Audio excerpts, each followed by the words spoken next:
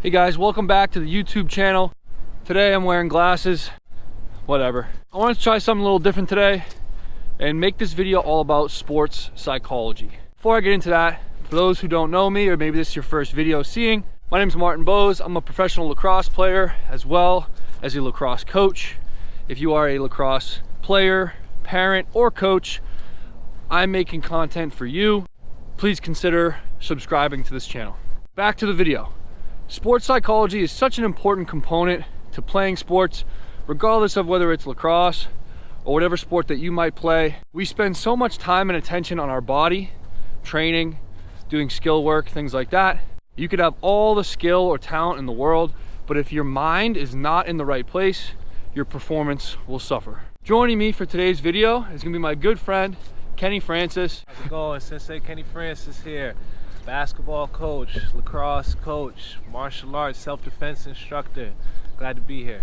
So Kenny and I, we go way back. We played basketball together in high school. We coached together in, what was that, 2014? Yep. 2014-15 Yep. at the high school lacrosse level. Yep.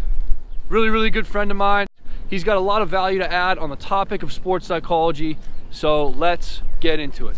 Coach, what is one way that you would define sports psychology? Psychology is a science of mental states and processes. It's a way that we understand ourselves and the world around us, and it's very important for everyone, but specifically athletes that have to perform and execute in very high pressure situations. It also deals with self-esteem, or the favorable impression that we have of ourselves. It plays a large role in our confidence and ability to meet some of these really high expectations and standards that are set for ourselves, not only by family but by coaches. What's one thing that you think youth athletes could benefit from? It's just something as simple as positive affirmations. I feel like there's so much critique.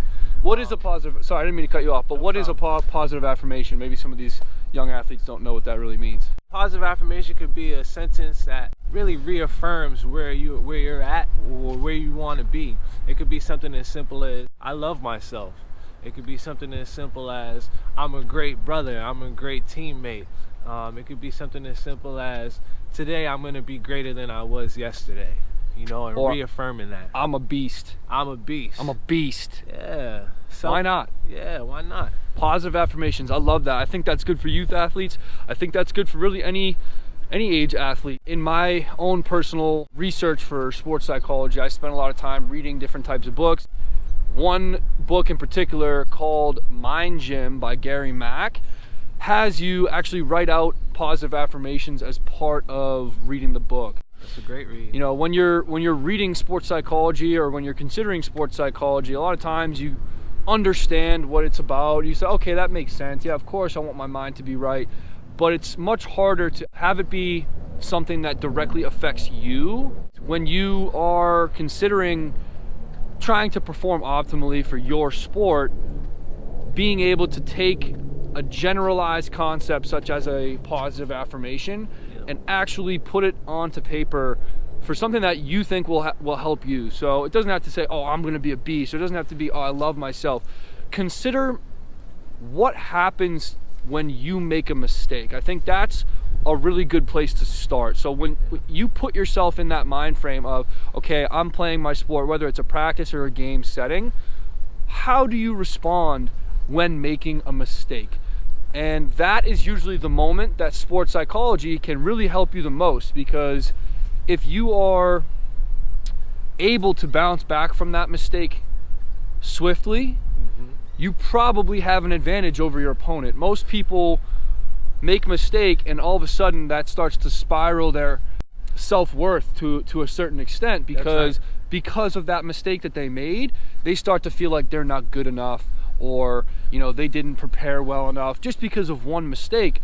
Where if we could do some mental training and having some positive affirmations that we've written down, we can then come back to that in those moments to help us perform even after making mistakes. That's right, Coach. I think that's a real great point that you make. The other thing I would say is a positive affirmation, especially for youth athletes.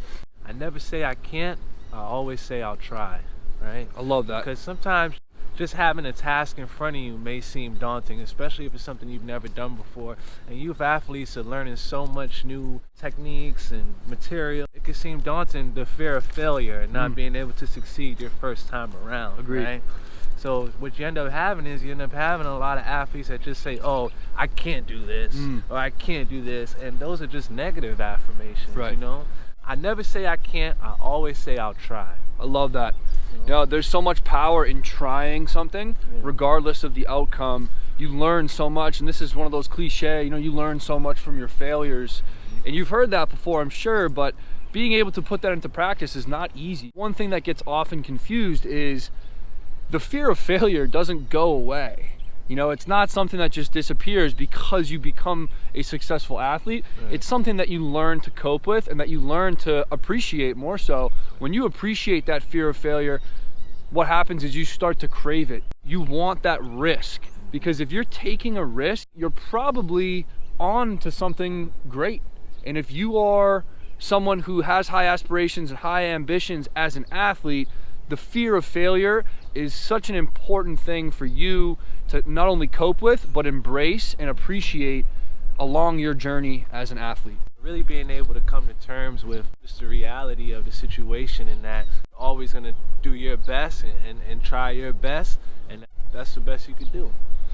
Love it, man. Well, hopefully you guys enjoyed this video. Hopefully you gained some value from this conversation Coach K and I just had. Yep. Thank you so much for being here on the channel. I Thank you, appreciate Marty. it. Always appreciate spending time with you in general. That's but right. if you have any questions about sports psychology, if you have any questions about what we just talked about, please feel free to put it in the comments section. We love to have feedback. Yeah, let us know what works for you. We'd love to hear some of your positive affirmations and what you have. Again, if you're new to this channel, please consider subscribing. See you soon.